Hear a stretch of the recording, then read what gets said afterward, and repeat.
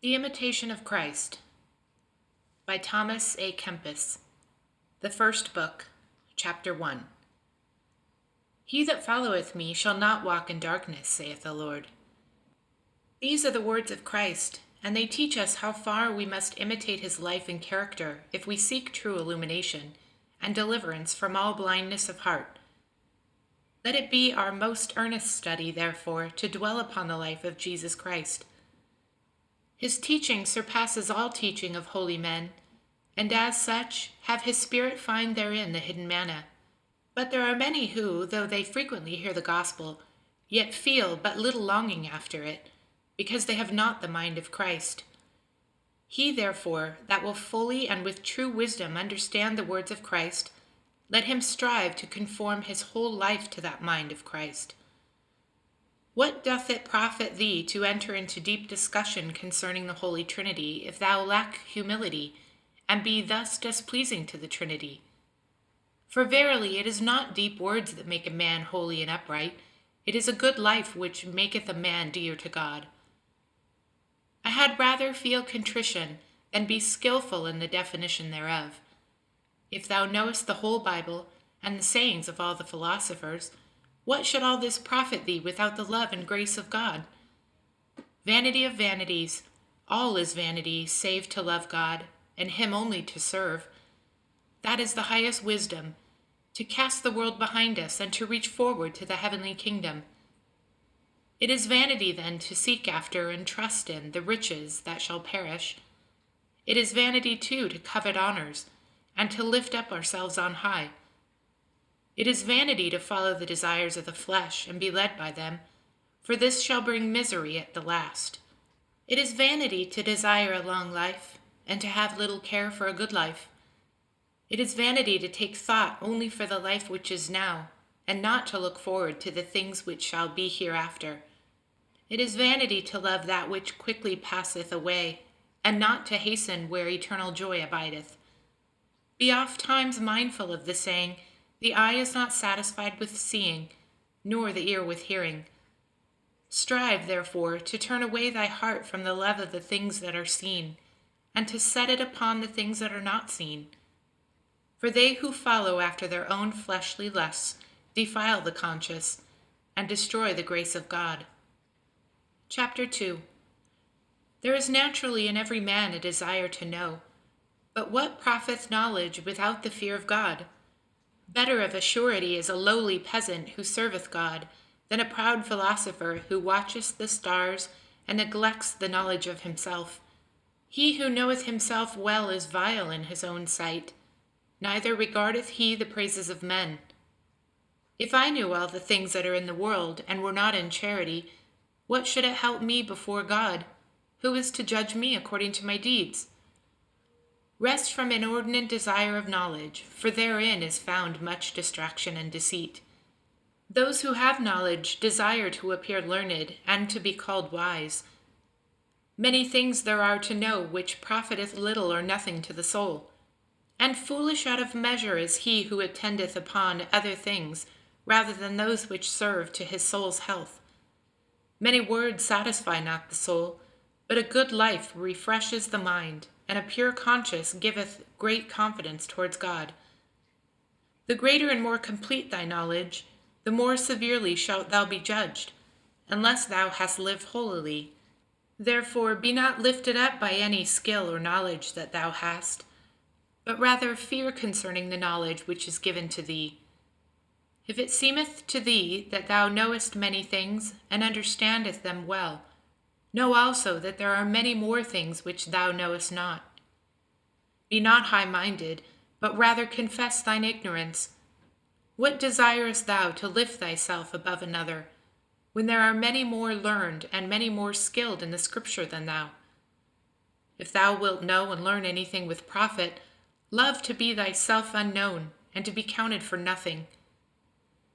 That is the highest and most profitable lesson, when a man truly knoweth and judgeth lowly of himself, to account nothing of oneself, and to always think kindly and highly of others.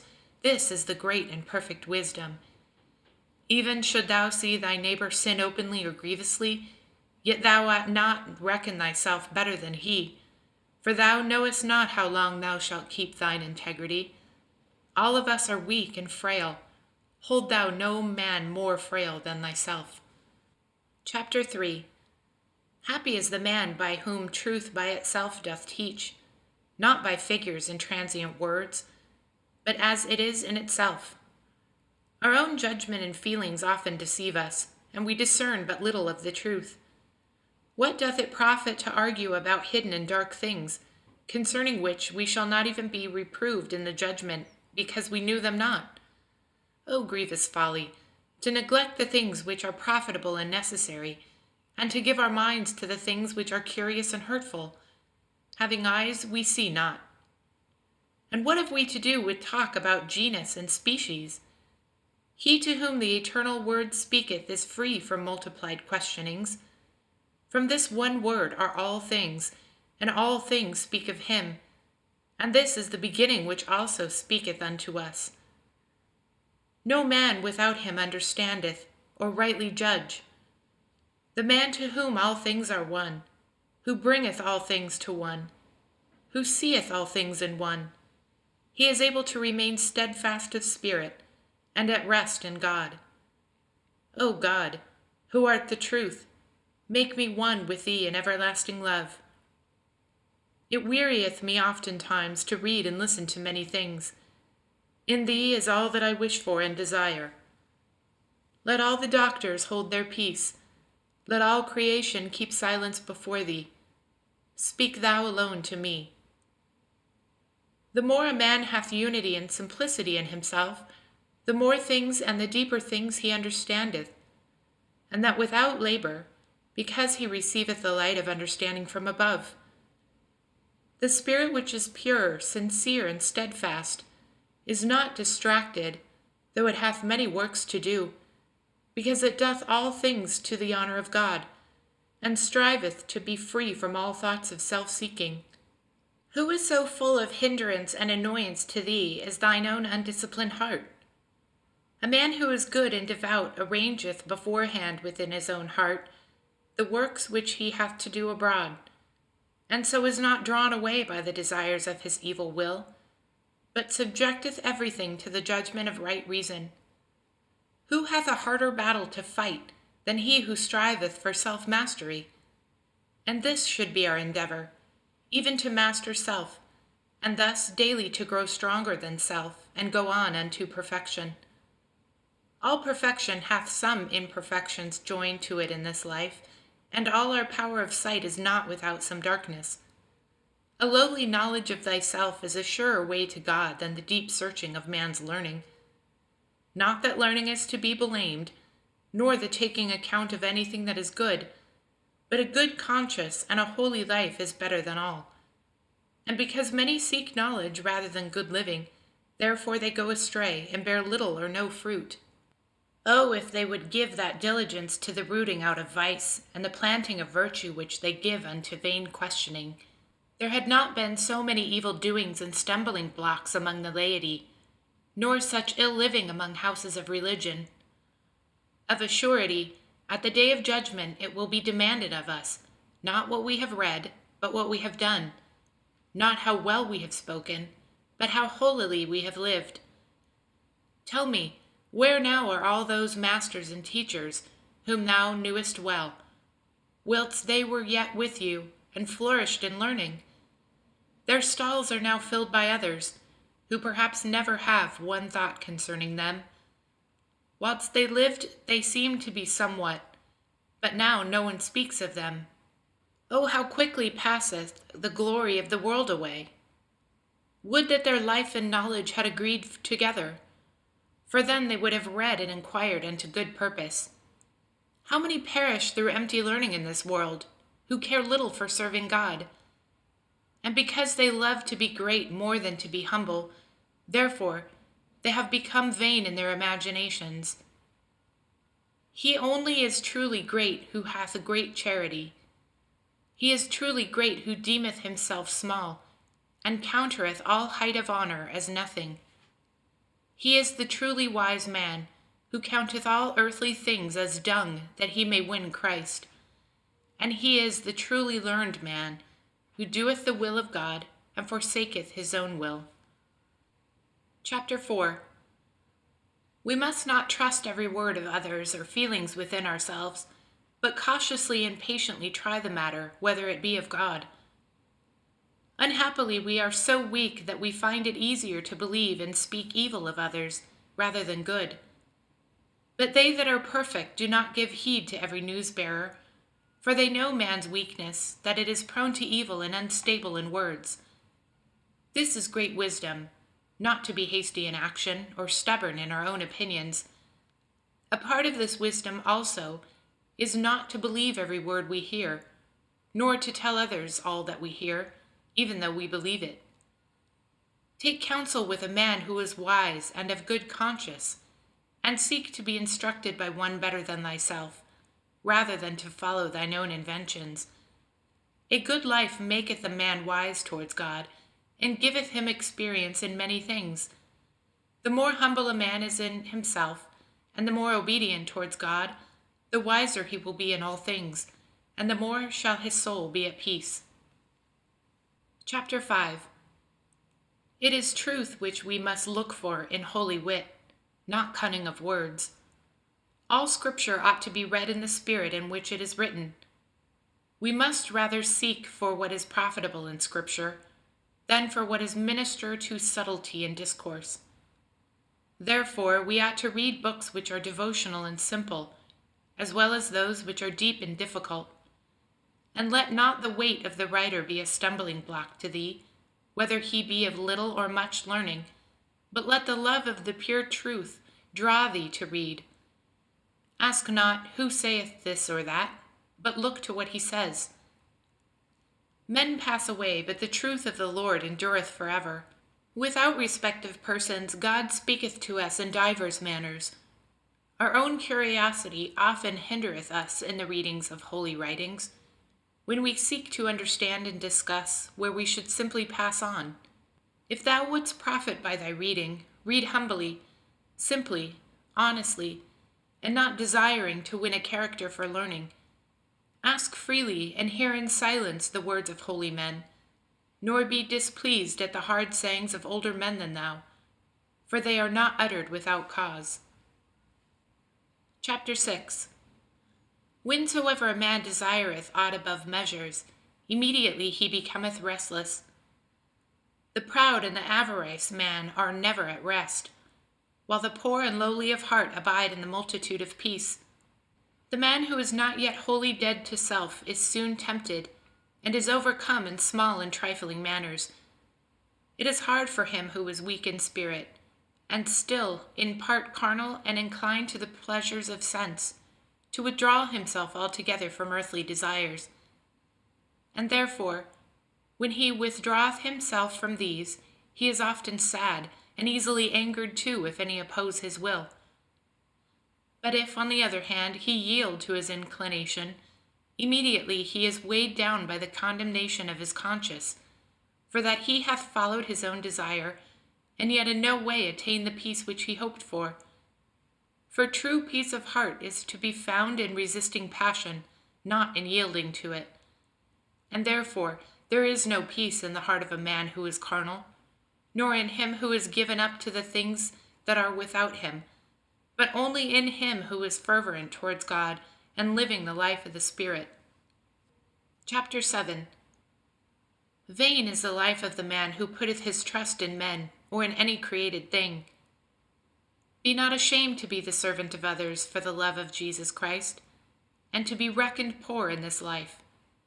Rest not upon thyself, but build thy hope in God. Do what lieth in thy power, and God will help thy good intent. Trust not in thy learning, nor in the cleverness of any that lives, but rather trust in the favor of God, who resisteth the proud and giveth grace to the humble. Boast not thyself in thy riches if thou hast them, nor in thy friends if they be powerful, but in God who giveth all things, and in addition to the all things desireth to give even himself. Be not lifted up because of thy strength or beauty of body, for with only a slight sickness it will fail and wither away. Be not vain of thy skillfulness or ability, lest thou displease God, from whom cometh every good gift we have. Count not thyself better than others, lest perchance thou appear worse in the sight of God, who knoweth what is in man. Be not proud of thy good works, for God's judgment are of another sort than the judgments of man, and what pleaseth man is oft times displeasing to him. If thou hast any good, believe that others have more, and so thou mayest preserve thy humility. It is no harm to thee if thou place thyself below all others, but it is great harm if thou place thyself above even one. Peace is ever with the humble man, but in the heart of the proud there is envy and continual wrath. Chapter 8. Open not thine heart to every man, but deal with one who is wise and feareth God. Be seldom with the young and with strangers. Be not a flatterer of the rich, nor willingly seek the society of the great. Let thy company be the humble and the simple, the devout and the gentle, and let thy discourse be concerning things which edify. Be not familiar with any woman, but commend all good women alike unto God. Choose for thy companions God and his angels only, and flee from the notice of men. We must love all men, but not make close companions of all. It is sometimes falleth out that one who is unknown to us is highly regarded through good report of him, whose actual person is nevertheless unpleasing to those who behold it. We sometimes think to please others by our intimacy, and forthwith displease them the more by the faultiness of character which they perceive in us. Chapter 9. It is verily a great thing to live in obedience, to be under authority, and to not be at our own disposal. Far safer is it to live in subjection than in a place of authority. Many are in obedience from necessity rather than from love. These take it amiss, and repine for small cause. Nor will they gain freedom of spirit, unless with all their heart they submit themselves for the love of God.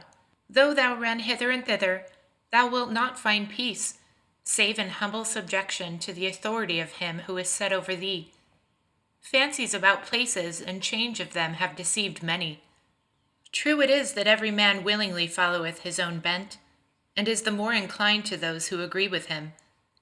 But if Christ is amongst us, then it is necessary that we sometimes yield up our own opinion for the sake of peace. Who is so wise as to have perfect knowledge of all things? Therefore, trust not too much to thine own opinions, but be ready also to hear the opinions of others. Though thine own opinion be good, yet if for the love of God thou forgoest it, and followest that of another, thou shalt the more profit thereby. Ofttimes I have heard that it is safer to hearken and receive counsel than to give it. It may also come to pass that each opinion may be good, but to refuse to hearken to others when reason or occasion requireth it, it is a mark of pride or wilfulness. Chapter 10.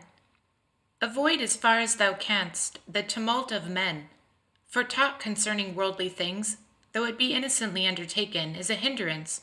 So quickly are we led captive and defiled by vanity. Many a time I wish that I had held my peace and had not gone amongst men. But why do we talk and gossip so continually, seeing that we rarely resume our silence without some hurt done to our conscience? We like talking so much because we hope by our conversations to gain some mutual comfort, and because we seek to refresh our wearied spirits by variety of thoughts. And we very willingly talk and think of those things which we love or desire, or else of those things which we most dislike. But alas, it is often to no purpose and in vain, for this outward consolation is no small hindrance to the inner comfort which cometh from God. Therefore must we watch and pray that time pass not idly away. If it be right and desirable for thee to speak, speak things which are to edification. Evil custom and neglect of our real profit tend much to make us heedless of watching over our lips. Nevertheless, devout conversation on spiritual things helpeth not a little to spiritual progress, most of all where those of kindred mind and spirit find their ground of fellowship in God. Chapter 11. We may enjoy abundance of peace if we refrain from busying ourselves with the sayings and doings of others, and things which concern not ourselves. How can he abide long time in peace who occupieth himself with other men's matters, and with things without himself, and meanwhile prayeth little or rare heed to the self within? Blessed are the single-hearted, for they shall have abundance of peace. How came it to pass that many of the saints were so perfect, so contemplative of divine things? Because they steadfastly sought to mortify themselves from all worldly desires, and so were enabled to cling with their whole heart to God, and be free and at leisure for the thought of Him.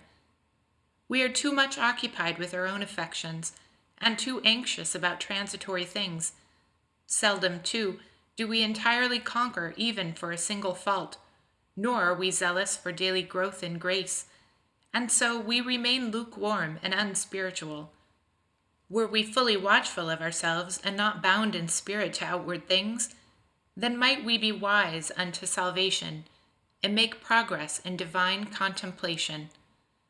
Our great and grievous stumbling block is that, not being freed from our affections and desires, we strive not to enter into the perfect way of the saints. And when even a little trouble befalleth us, too quickly are we cast down and fly to the world to give us comfort. If we would quit ourselves like men, and strive to stand firm in the battle, then should we see the Lord helping us from heaven. For he himself is always ready to help those who strive and who trust in him. Yea, he provident for us occasions of striving, to the end that we may win the victory. If we look upon our progress in religion as progress only in outward observances and forms, our devoutness would soon come to an end. But let us lay the axe to the very root of our life, that being cleansed from affections, we may possess our souls in peace. If each year should see one fault rooted out from us, we should go quickly on to perfection. But on the contrary, we often feel that we were better and holier in the beginning of our conversion than after many years of profession. Zeal and progress ought to increase day by day. Yet now it seemeth a great thing if one is able to retain some portion of his first ardour. If we would put some slight stress on ourselves at the beginning, then afterwards we should be able to do all things with ease and joy. It is a hard thing to break through a habit, and a yet harder thing to go contrary to our own will. Yet if thou overcome not slight and easy obstacles, how shalt thou overcome greater ones? Withstand thy will at the beginning, and unlearn an evil habit, lest it lead thee little by little into worse difficulties. Oh, if thou knowest what peace to thyself thy holy life should bring to thee, and what joy to others, methinkest thou wouldst be more zealous for spiritual profit. Chapter 12. It is good for us that we sometimes have sorrows and adversities, for they often make a man lay to heart that he is only a stranger and a sojourner, and may not put his trust in any worldly thing. It is good that we sometimes endure contradictions, and are hardly and unfairly judged when we do and mean what is good. For these things help us to be humble, and shield us from vainglory. Then we seek more earnestly the witness of God, when men speak evil of us falsely, and give us no credit for good. Therefore ought a man to rest wholly upon God, so that he needeth not seek much comfort at the hand of men. When a man who feareth God is afflicted, or tried, or oppressed with evil thoughts, then he seeth that God is more necessary unto him, since without God he can do no good thing. Then he is heavy of heart, he groaneth, he crieth out for the very disquietness of his heart. Then he groweth weary of life, and would fain depart and be with Christ. But all this he is taught that in the world there can be no perfect security or fullness of peace. Chapter 13. So long as we live in the world, we cannot be without trouble and trial. Wherefore it is written in Job, "The life of man upon the earth is a trial." And therefore ought each of us to give heed concerning trials and temptations, and watch unto prayer, lest the devil find occasion to deceive. For he never sleepeth, but goeth about seeking whom he may devour. No man is so perfect in holiness that he hath never temptations, nor can we be wholly free of them. Yet notwithstanding, temptations turn greatly unto our profit, even though they be great and hard to bear. For through them we are humbled, purified, instructed. All saints have passed through much tribulation and temptation, and have profited thereby. And they who endured not temptation became reprobate and fell away. There is no position so sacred, no place so secret, that it is without temptations and adversities. There is no man wholly free from temptation so long as he liveth, because we have the root of temptation within ourselves, in that we are born in concupiscence. One temptation or sorrow passeth, and another cometh, and always we shall have somewhat to suffer, for we have fallen from perfect happiness. Many who seek to fly from temptations fall yet more deeply into them. By flight alone we cannot overcome, but by endurance and true humility we are made stronger than all our enemies. He who only resisteth outwardly, and pulleth not up by the root, shall profit little. Nay, rather, temptations will return to him the more quickly, and will be more terrible. Little by little, through patience and long suffering, thou shalt conquer by the help of God, rather than by violence and thine own strength of will. In the midst of temptation often seek counsel, and deal not hardly with one who is tempted, but comfort and strengthen him as thou wouldest done unto thyself. The beginning of all temptations to evil is instability of temper and want of trust in God. For even as a ship without a helm is tossed about by the waves, so is a man who is careless and infirm of purpose tempted. Now on this side, now on that. As fire testeth iron, so doth temptation the upright man. Oftentimes we know not what strength we have, but temptation reveals to us what we are. Nevertheless, we must watch, especially in the beginnings of temptation, for then is the foe the more easily mastered, when he is not suffered to enter within the mind, but is met outside the door as soon as he hath knocked. Wherefore one saith, check the beginnings, once thou must have cured, but now 'tis past thy skill, too long hath it endured. For first cometh to the mind the simple suggestion, then the strong imagination, afterwards pleasure, evil affection, assent. And so little by little the enemy entereth in altogether, because he was not resisted at the beginning. And the longer a man delayeth his resistance, the weaker he groweth, and the stronger groweth the enemy against him. Some men suffer their most grievous temptations in the beginning of their conversion, some at the end. Some are sorely tried their whole life long. Some there are they who are tempted but lightly, according to the wisdom and justice of the ordering of God, who knoweth the character and circumstances of men, and ordereth all things for the welfare of his elect. Therefore we ought not to despair when we are tempted, but the more fervently should cry unto God, that he will vouchsafe to help us in all of our tribulation, and that he will, as St. Paul saith, with the temptation make a way to escape that we may be able to bear it. Let us therefore humble ourselves under the mighty hand of God in all temptation and trouble, for he will save and exalt such as are a humble spirit. In temptations and troubles a man is proved, what progress he hath made, and therein is his reward the greater, and his virtue doth the more appear. Nor is it a great thing if a man be devout and zealous, so long as he suffereth no affliction. But if he behave himself patiently in the time of adversity, then there is hope of great progress. Some are kept safe from great temptations, but are overtaken in those which are little in common, that the humiliation may teach them not to trust to themselves in great things, being weak in small things. Chapter 14. Look well unto thyself, and beware that thou judge not the doings of others. In judging others a man laboureth in vain. He often erreth, and easily falleth into sin. But in judging and examining himself, he always laboureth to good purpose. According as a matter toucheth our fancy, so oftentimes we do judge of it, for easily do we fail of true judgment because of our own personal feeling. If God were always the sole object of our desire, we should less easily be troubled by the erring judgment of our fancy. But often some secret thought lurking within us, or even some outward circumstances, turneth us aside. Many are secretly seeking in their own ends in what they do, yet know it not. They seem to live in good peace of mind, so long as things go well with them, and according to their desires. But if their desires be frustrated and broken, immediately they are shaken and displeased.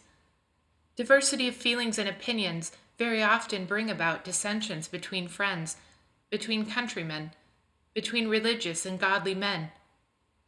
Established custom is not easily relinquished, and no man is very easily led to see with the eyes of another.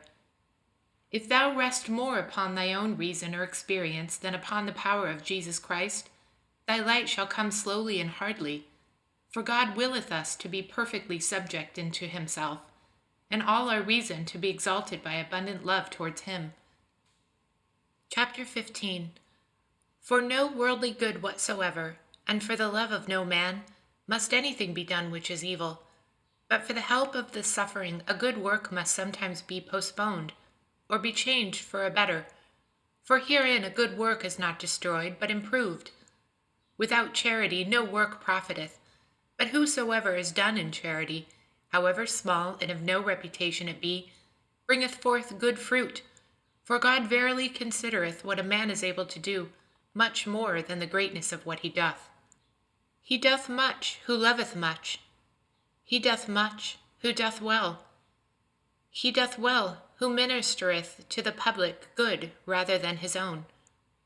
Oftentimes that seemeth to be charity which is rather carnality, because it springeth from natural inclination, self-will, hope of repayment, desire of gain. He who hath true and perfect charity in no wise seeketh his own good, but desireth that God alone be altogether glorified. He envieth none, because he longeth for no selfish joy, nor doth he desire to rejoice in himself, but longeth to be blessed in God as the highest good. He ascribeth good to none save to God only, the fountain whence all good proceedeth, and the end, the peace, the joy of all saints. O he who hath but a spark of true charity hath verily learned that all worldly things are full of vanity. Chapter 16.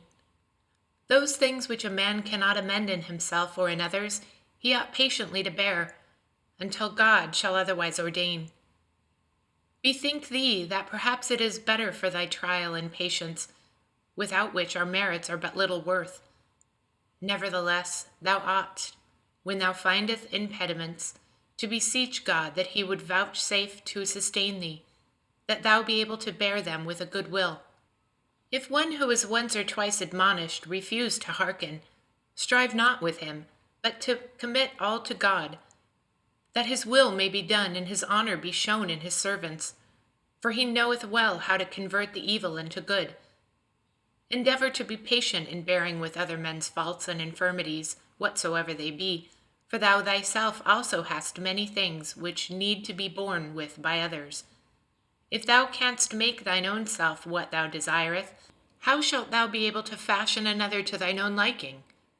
We are ready to see others made perfect, and yet we do not amend our own shortcomings. We will that others be straightly corrected, but we will not be corrected ourselves.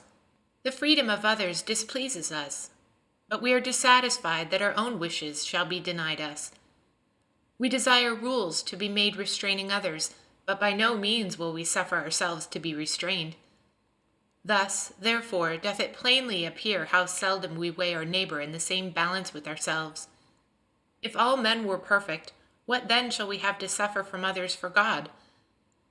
But now hath God thus ordained, that we may learn to bear one another's burdens, because none is without defect, none without a burden, none sufficient of himself, none wise enough of himself. But it behooves us to bear with one another, to comfort one another, to help, instruct, admonish one another.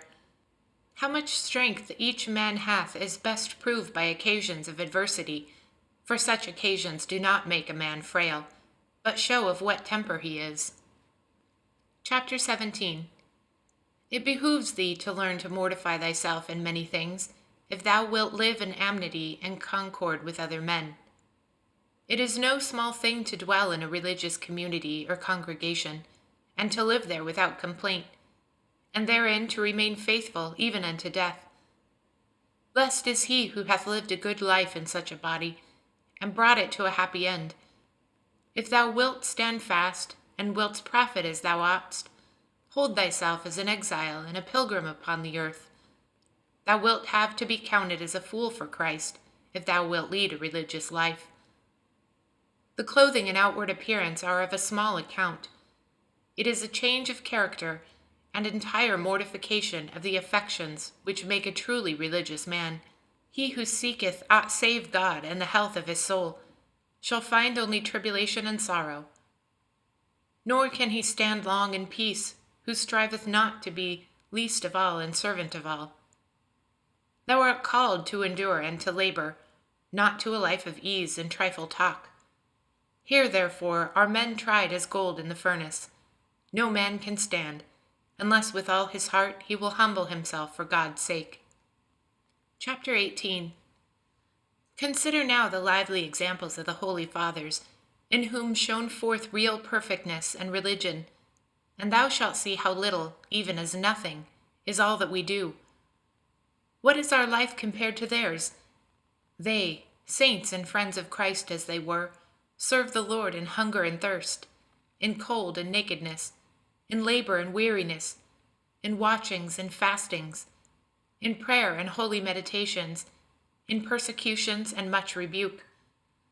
Oh, how many and grievous tribulations did the apostles, martyrs, confessors, virgins endure, and all others who would walk in the footsteps of Christ. For they hated their souls in this world, that they may keep unto life eternal. Oh, how strict and retired a life was that of the Holy Fathers who dwelt in the desert! What long and grievous temptations did they suffer! How often were they assaulted by the enemy! What frequent and fervent prayers did they offer unto God! What strict fast did they endure! What fervent zeal and desire after spiritual profit did they manifest! How bravely did they fight that their vices might not gain the mastery! How entirely and steadfastly did they reach after God! By day they labored, and at night they gave themselves oft times unto prayer. Yea, even when they were laboring, they ceased not from mental prayer. They spent their whole time profitably. Every hour seemed short for retirement with God, and through the sweetness of contemplation, even the need of bodily refreshment was forgotten. They renounced all riches, dignities, honors, friends, kinsmen. They desired nothing from the world. They ate the bare necessities of life. They were unwilling to minister to the body even in necessity. Thus were they poor in earthly things, but rich above measure in grace and virtue. Though poor to the outer eye, within they were filled with grace and heavenly benedictions. They were strangers to the world, but unto God they were as kinsmen and friends. They seemed unto themselves as of no reputation, and in the world's eyes contemptible, but in the sight of God they were precious and beloved. They stood fast in true humility. They lived in simple obedience. They walked in love and patience, and thus they waxed strong in spirit and obtained great favor before God. To all religious men they were given as an example, and they ought more to provoke us unto good living than the number of the lukewarm tempests to carelessness of life. Oh, how great was the love of all religious persons at the beginning of this sacred institution! Oh, what devoutness of prayer! What rivalry in holiness! What strict discipline was observed!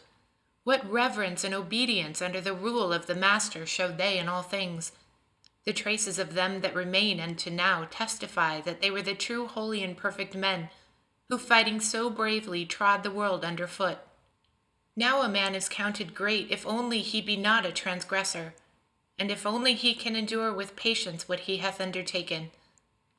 O the coldness and negligence of our times, that we so quickly decline from the former love, and it is become a weariness to live, because of sloth and lukewarmness. Make progress in holiness, not wholly fall asleep in thee, who many times hast thou seen examples of devout men. Chapter 19. The life of a Christian ought to be adorned with all virtues, that he may be inwardly what he outwardly appeareth unto men. And verily, it should be better yet within them than without. For God is a discerner of our heart, whom we must reverence with all of our hearts wheresoever we are, and walk pure in his presence as do the angels. We ought daily to renew our vows, and to kindle our hearts to zeal, as if each day were the first day of our conversion, and to say, Help me, O God, in my good resolutions, and in thy holy service, and grant that this day I may make a good beginning, for hitherto I have done nothing. According to our resolution, so is the rate of our progress, and much diligence is needful for him who would make good progress. For if he who resolveth bravely oftentimes falleth short, how shall it be with him who resolveth rarely or feebly? But manifold causes bring about abandonment of our resolution, yet a trivial omission of holy exercises can be made without some loss to us. The resolution of the righteous dependeth more upon the grace of God than upon our own wisdom, for in him they always put their trust, whatsoever they take in hand. For man proposeth, but God disposeth, and the way of a man is not in himself. If a holy exercise be sometimes omitted for the sake of some act of piety, or of some brotherly kindness, it can easily be taken up afterwards. But if it be neglected through distaste or slothfulness, then it is sinful, and the mischief will be felt. Strive as earnestly as we may, we shall still fall short in many things. Always should some distinct resolution be made by us, and most of all, we must strive against these sins which most easily beset us. Both our outer and inner lives should be straitly examined and ruled by us, because both have to do with our progress. If thou canst not always be examining thyself, thou canst at certain seasons, and at least twice in the day, at evening and at morning. In the morning make thy resolves, and in the evening inquire into thy life, how thou hast sped today in word, deed, and thought. For in these ways thou hast often perchance offended God and thy neighbor. Gird up thy lions like a man against the assaults of the devil. Bridle thine appetite, and thou wilt be able to soon bridle every inclination of the flesh. Be thou never without something to do, be reading, or writing, or praying, or meditating, or doing something that is useful to the community. Bodily exercises, however, must be undertaken with discretion, nor are they to be used by all alike. The duties which are not common to all must not be done openly, but are safest carried on in secret. But take heed that thou not careless in the common duties, and more devout in the secret, but faithfully and honestly discharge the duties and commands which thee lie upon. Then afterwards, if thou hast still leisure, give thyself to thyself as thy devotion leadeth thee.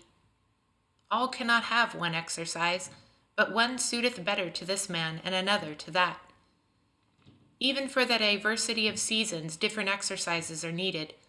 Some suit better for feasts, some for fasts. We need one kind in time of temptations, and others in times of peace and quietness. Some are suitable for our times of sadness, and others when we are joyful in the Lord. When we draw near the time of great feasts, good exercises should be renewed, and the prayers of holy men more fervently besought. We ought to make our resolutions from one feast to another, as if each were the period from our departure from this world, and of entering into the eternal feasts. So ought we to prepare ourselves earnestly at solemn seasons, and the more solemnly to live, and to keep straightest watch upon each holy observance, as though we were soon to receive the reward of our labors at the hand of God. And if this be deferred, let us believe ourselves to be yet ill prepared, and unworthy as yet of the glory which shall be revealed in us at the appointed season. And let us study to prepare ourselves the better for our end. Blessed is that servant, as the evangelist Luke hath it, whom, when the Lord cometh, he shall find watching. Verily I say unto you, he will make him ruler over all that he hath. Chapter 20. Seek a suitable time for thy meditation, and think frequently of the mercies of God to thee. Leave curious questions. Study such matters as bring thee sorrow for sin rather than amusement. If thou withdraw thyself from trifling conversations and idle goings about, as well as from novelties and gossip, thou shalt find thy time sufficient and apt for good meditation. The greatest saints used to avoid as far as they could the company of men, and chose to live in secret with God. One hath said, "As oft as I have gone among men, so oft has I returned less a man." This is what we often experience when we have been long time in conversation, for it is easier to be altogether silent than it is not to exceed in word. It is easier to remain hidden at home than to keep sufficient guard upon thyself out of doors. He, therefore, that seeketh to reach that which is hidden and spiritual, must go with Jesus apart from the multitude. No man safely goeth abroad who loveth not to rest at home.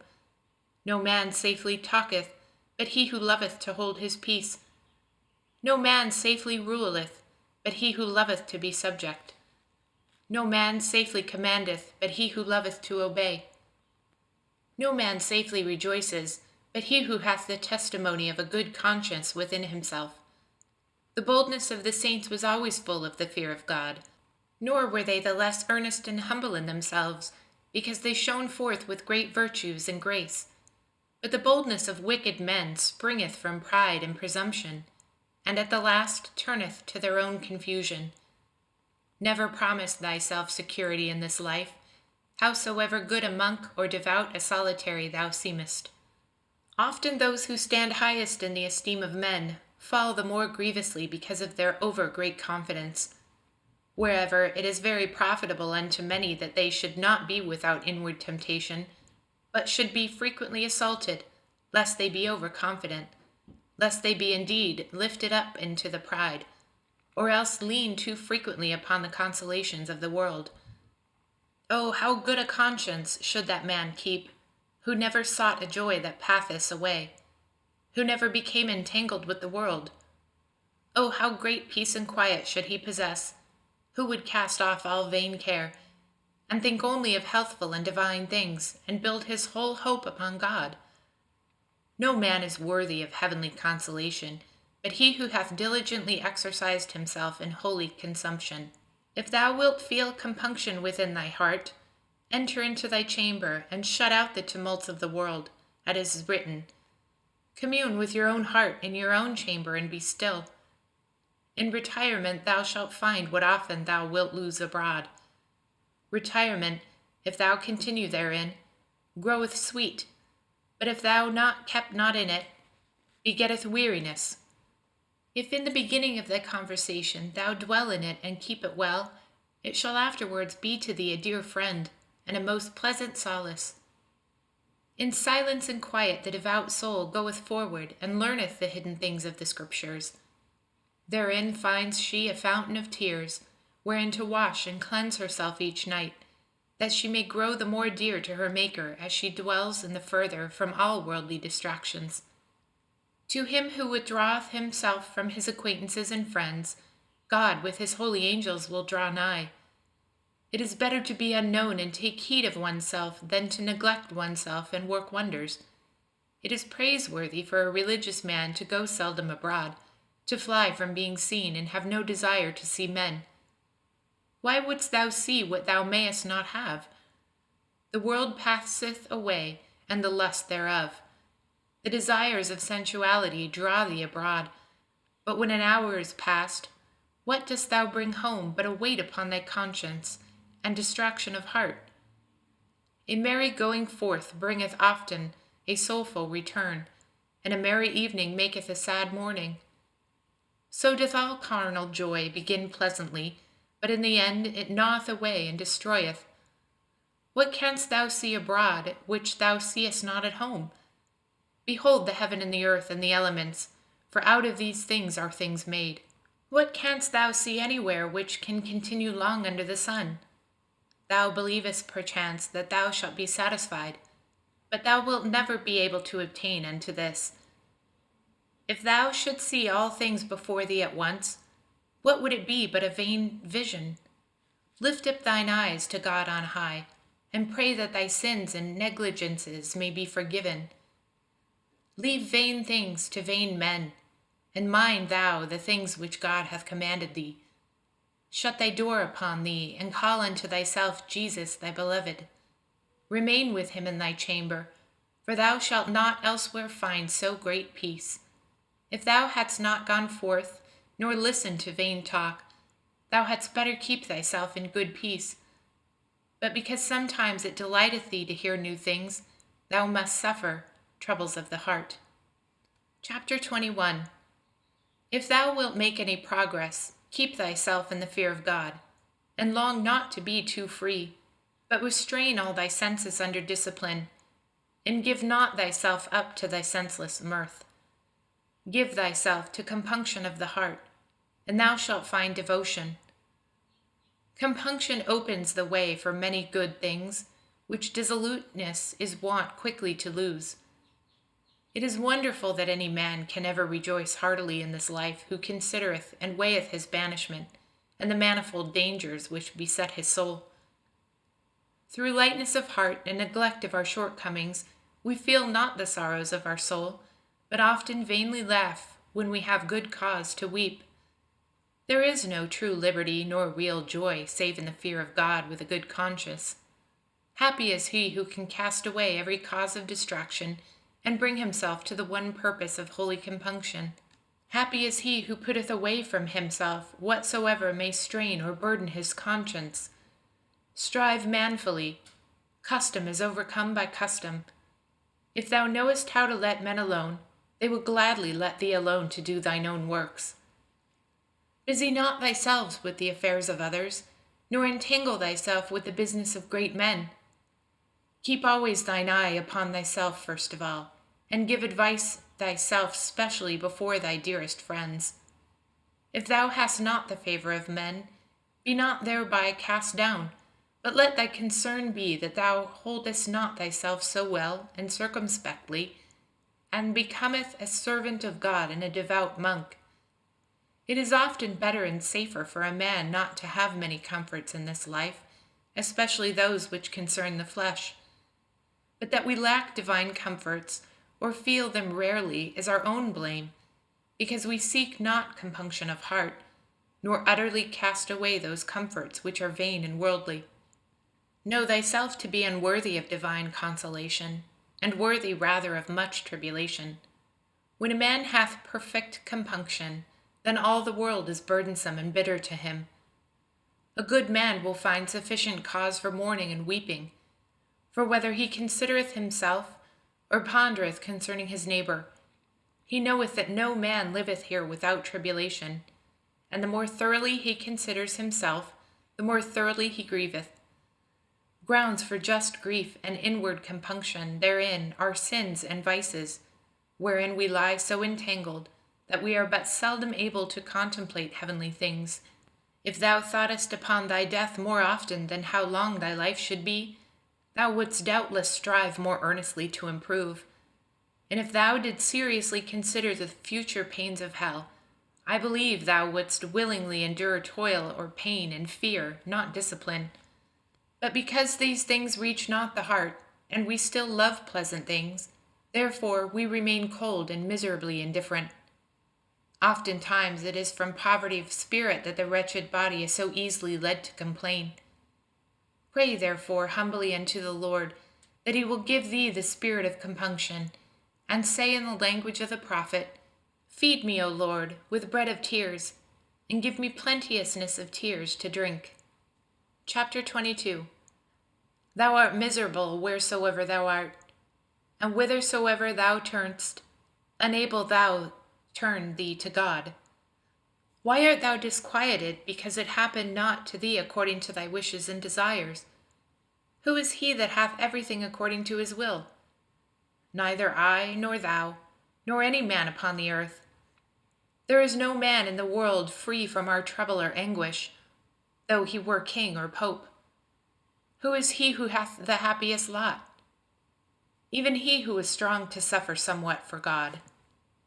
There are many foolish and unstable men who say, "See what a prosperous life that man hath, how rich and how great he is, how powerful, how exalted." But lift up thine eyes to the good things of heaven, and thou shalt see that all these worldly things are nothing.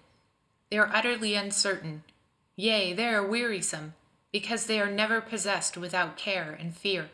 The happiness of a man lieth not in the abundance of temporal things, but a moderate portion sufficeth him. Our life upon the earth is verily wretchedness.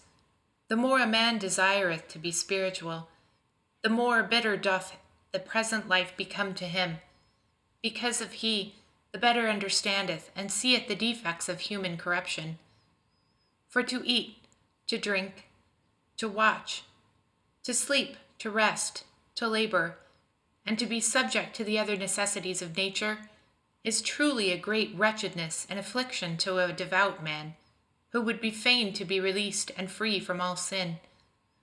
For the inner man is heavily burdened with the necessities of a body in this world. Wherefore the prophet devoutly prayeth to be freed from them, saying, "Deliver me from my necessities, O Lord." But woe to those who know not their own misery, and yet greater woe to those who love this miserable and corrupt life. For to such a degree do some cling to it, even though by laboring or begging they scarce procure what is necessary for substance, that if they might live here always, they would care nothing for the kingdom of God. O foolish and faithless of heart, who lie buried so deep in worldly things that they relish nothing save the things of flesh, miserable ones! They too will sadly find out at the last how vile and worthless was that of what they loved. The saints of God and all loyal friends of Christ held nothing the things which are pleased to the flesh, or those which flourished in this life, but their whole hope and affection aspired to the things which are above. Their whole desire was borne upwards to everlasting and invisible things, lest they should be drawn downwards by the love of things visible. Lose not, brother, thy loyal desire of progress to things spiritual. There is yet time, the hour is not past. Why wilt thou put off thy resolution? Arise, begin this very moment, and say, "Now is the time to do. Now is the time to fight. Now is the proper time for amendment." When thou art ill at ease and troubled, then is the time when thou art nearest unto blessing. Thou must go through fire and water that God may bring thee into a wealthy place. Unless thou put force upon thyself, thou wilt not conquer thy faults. So long as we carry about with us this frail body, we cannot be without sin. We cannot live without weariness and troublesome. Gladly will we have the rest for all misery, but because through sin we have lost innocence, we have also lost true happiness. Therefore must we be patient and wait for the mercy of God, until this tyranny be overpassed, and this mortality be swallowed up of life. Oh, how great is the frailty of man, which is ever prone to evil! Today thou confess thy sins, and tomorrow thou committest again the sins that thou didst confess. Now dost thou resolve to avoid a fault, and within an hour thou behavest thyself as thou hadst never resolved at all. Good cause have we therefore to humble ourselves, and never to think highly of ourselves, seeing that we are so frail and unstable. And quickly may that be lost by our negligence, which by much labor was hardly attained through grace. What shall become of us at the end, if at the beginning we are lukewarm and idle? Woe unto us, if we choose to rest, as though it were a time of peace and security, while as yet no sign appeareth in our life of true holiness.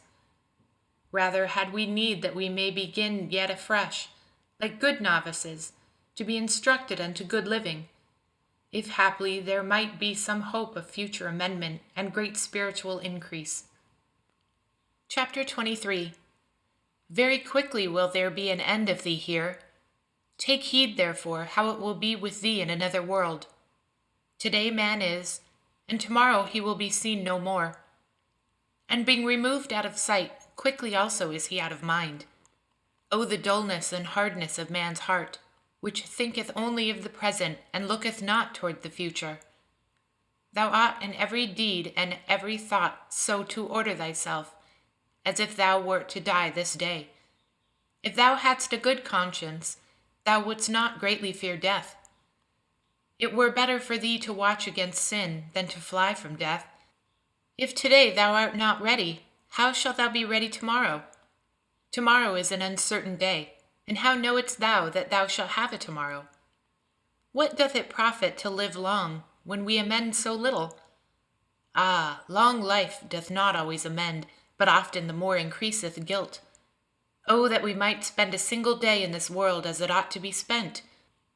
Many there are who reckon the years since they were converted, and oftentimes how little is the fruit thereof. If it is a fearful thing to die, it may be perchance a yet more fearful thing to live long. Happy is the man who hath the hour of his death always before his eyes, and daily prepareth himself to die. If thou hast ever seen one die, consider that thou also shalt pass away by the same road. When it is morning, reflect that it may be thou shalt not see the evening, and at evening-tide dare not to boast thyself of the morrow. Always be thou prepared, and so live that death may never find thee unprepared. Many die suddenly and unexpectedly, for at an hour as ye think not, the Son of Man cometh. When that last hour shall come, thou wilt begin to think very differently of thy whole life past, and wilt mourn bitterly that thou hast been so negligent and slothful. Happy and wise is he who now striveth to be in such a life as he would be found in death, for a perfect contempt of the world, a fervent desire to excel in virtue, the love of discipline, the painfulness of repentance, readiness to obey, denial of self, submission to any adversary for love of Christ. These are the things which shall give great confidence of a happy death. Whilst thou art in health, thou hast many opportunities of good works. But when thou art in sickness, I do not know how much thou wilt be able to do. Few are made better by infirmity, even as they who wander much abroad seldom become holy. Trust not thy friends and kinsfolk, nor put off the work of thy salvation to the future, for the men will forget thee sooner than thou thinkest. It is better for thee now to provide in time, and to send some good before thee, than to trust to the help of others. If thou art not anxious for thyself now, who, thinkest thou, will be anxious for thee afterwards? Now the time is most precious. Now is the accepted time. Now is the day of salvation.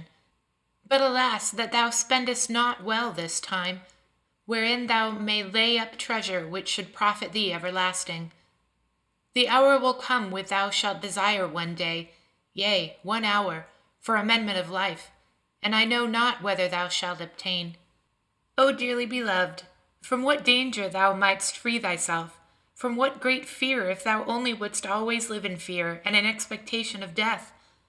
Strive now to live in such wise that in the hour of death thou mayest rather rejoice than fear.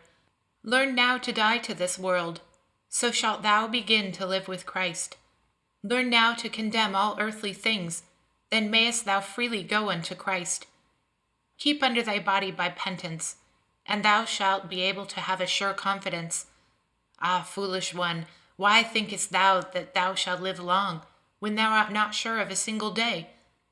How many have been deceived, and suddenly have been snatched away from the body? How many times hast thou heardst how one was slain by the sword, another was drowned, another falling from on high broke his neck, another died at the table, another whilst at play. One died by fire, another by the sword, another by the pestilence, another by the robber. Thus cometh death to all, and the life of men swiftly passes away like a shadow. Who will remember thee after thy death? And who will entreat for thee? Work, work now, O dearly beloved. Work all that thou canst. Work, thou knowest not when thou shalt die, nor what shall happen to thee after death. While thou hast time, lay up thyself undying riches. Think of naught but of thy salvation. Care only for the things of God. Make to thyself friends, by venerating the saints of God and walking in their steps, that when thou failest, thou mayest be received into everlasting habitations. Keep thyself as a stranger and a pilgrim upon the earth. to whom the things of the world appertain not. Keep thine heart free and lift it up towards God, for here have we no continuing city. To him direct thy daily prayers with crying and tears, that thy spirit may be found worthy to pass happily after death unto its Lord. Amen. Chapter 24. In all that thou doest, remember the end, and how thou wilt stand before a strict judge, from whom nothing is hid, who is not bribed with gifts, nor accept his excuses, but will judge righteous judgment. O most miserable and foolish sinner, who art sometimes in fear of the countenance of an angry man, what wilt thou answer to God, who knoweth all thy misdeeds? What dost thou not provide for thyself against the day of judgment, when no man shall be able to be excused or defended by means of another, but each one shall bear his burden himself alone? Now doth thy labor bring forth fruit. Now is thy weeping acceptable, thy groaning heard, thy sorrow well-pleasing to God and cleansing to thy soul. Even here on earth the patient man findeth a great occasion of purifying his soul.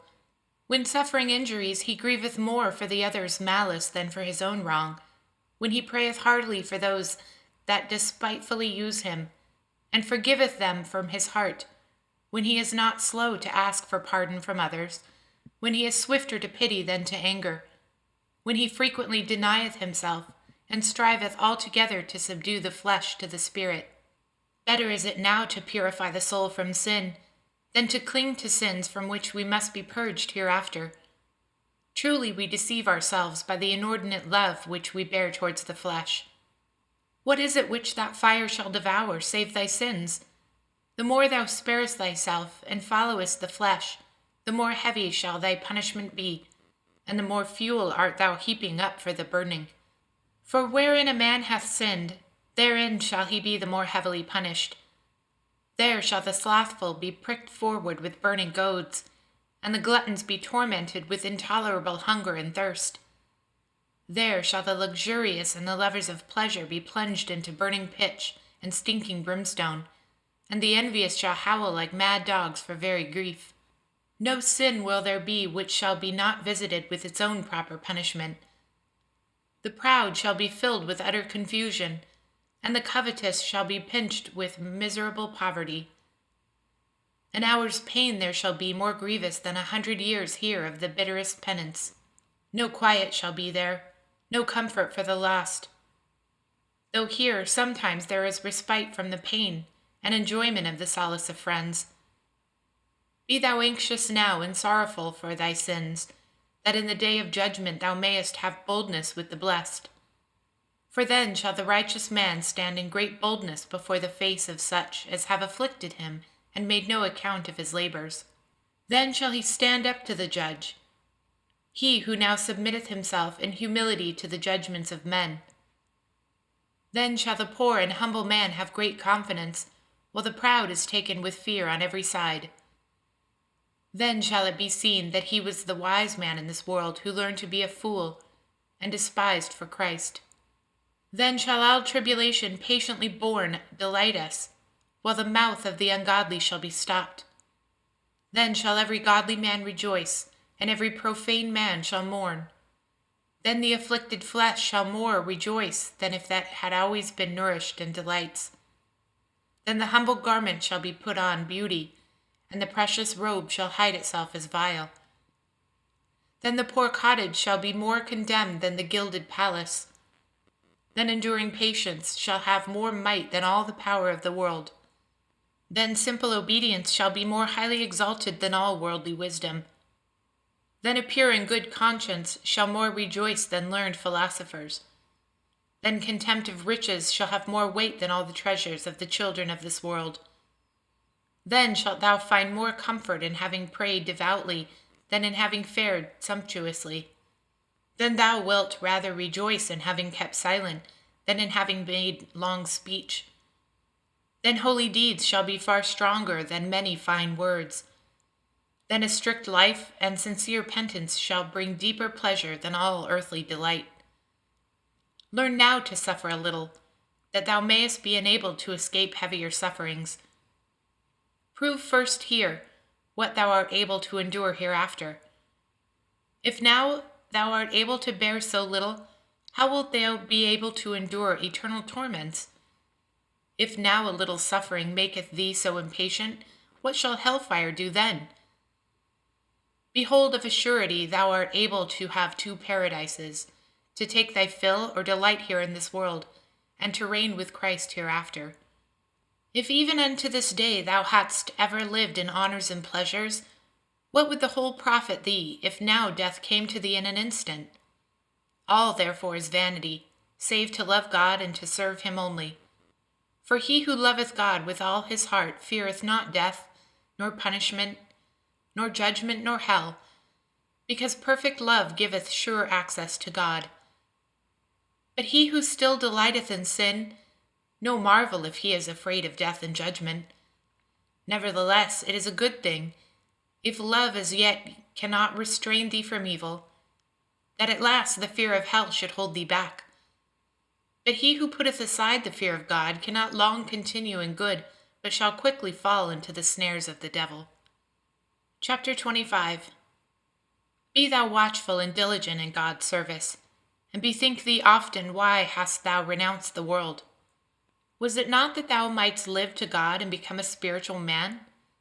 Be zealous, therefore, for thy spiritual profit, for thou shalt receive shortly the reward of thy labors, and neither fear nor sorrow shall come any more into thy borders. Now shalt thou labor a little, and thou shalt find great rest, yea, everlasting joy. If thou shalt remain faithful and zealous in labor, doubt not that God shall be faithful and bountiful in rewarding thee. It is thy duty to have a good hope that thou wilt attain the victory, but thou must not fall into security lest thou become slothful or lifted up. A certain man, being in anxiety of mind, continually tossed about between hope and fear, and being on a certain day overwhelmed with grief, cast himself down in prayer before the altar in a church, and meditated within himself, saying, Oh, if I but knew that I shall still persevere! And presently heard within him a voice from God, And if thou didn't know, what wouldst thou do? Do now what thou wouldst do then, and thou shalt be very secure. And straightway being comforted and strengthened, he committed himself to the will of God, and the perturbation of spirit ceased. Neither had he a mind any more to search curiously to know what should befall him hereafter, but studied rather to inquire what was the good and acceptable will of God, for the beginning and perfecting of every good work. Hope in the Lord, and be doing good, saith the prophet. Dwell in the land, and thou shalt be fed with its riches.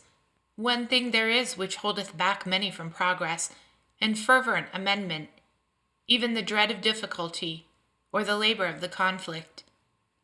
Nevertheless, they advance above all in virtue who strive manfully to conquer these things which are most grievous and contrary to them. For there a man profiteth most, and marrieth greater grace, where he most overcometh himself and mortified himself in spirit. But all men have not the same passions to conquer and to mortify, yet he who is diligent shall attain more profit, although he have stronger passions than another who is more temperate of disposition, but is withal less fervent in the pursuit of virtue.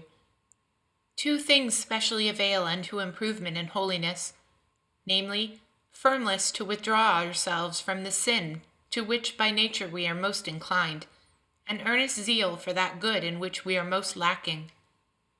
And strive also very earnestly to guard against and subdue those faults which displease thee most frequently in others.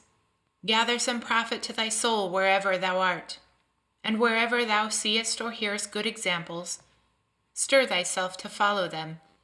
But where thou seest anything which is blameworthy, take heed that thou do not do the same, or if any time thou hast done it, strive quickly to amend thyself. As thine eye observeth others, so again are the eyes of others upon thee. How sweet and pleasant it is to see zealous and godly brethren temperate and of good discipline, and how sad it is and grievous to see them walking disorderly, not practicing the duties to which they are called. How hurtful a thing it is to neglect the purpose of their calling, and turn their inclinations to things which are none of their business. Be mindful of the duties which thou hast undertaken, and set always before thee the remembrance of the crucified.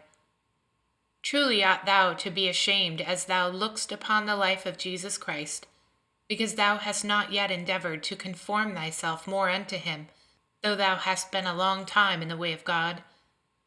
A religious man who exercises himself seriously and devoutly in the most holy life and passion of our Lord shall there find abundantly all things that are profitable and necessary for him. Neither is there need that he shall seek anything beyond Jesus. Oh, if Jesus crucified would come into our hearts, how quickly and completely should we have learned all that we need to know. He who is earnest receiveth and beareth well all things that are laid upon him. He who is careless and lukewarm hath trouble upon trouble, and suffereth anguish upon every side, because he is without inward consolation, and is forbidden to seek that which is outward. He who is living without discipline is exposed to grievous ruin. He who seeketh easier and lighter discipline shall always be in distress, because one thing or another will give him displeasure. Oh, if no other duty lay upon us but to praise the Lord our God with our whole heart and voice! Oh, if thou never hadst need to eat or drink or sleep, but were always able to praise God, and to give thyself to spiritual exercises alone, then thou should be far happier than now, for when so many necessities thou must serve the flesh. Oh, that these necessities were not, but only the spiritual refreshments of the soul, which alas we taste too seldom. When a man hath come to this, that he seeketh comfort from no created thing, then doth he perfectly begin to enjoy God. Then also will he be well contented with whatever shall happen unto him. Then will he neither rejoice for much, nor be sorrowful for little, but he committeth himself altogether and with full trust unto God, who is in all to him, but to whom nothing perish nor dies, but all things live to him and obey his every word without delay. Remember always thine end, and how the time which is lost returneth not. Without care and diligence thou shalt never get virtue. If thou beginnest to grow cold, it shall begin to go ill with thee. But if thou givest thyself unto zeal, thou shalt find much peace, and shalt find thy labor and the lighter because of the grace of God and the love of virtue. A zealous and diligent man is ready for all things.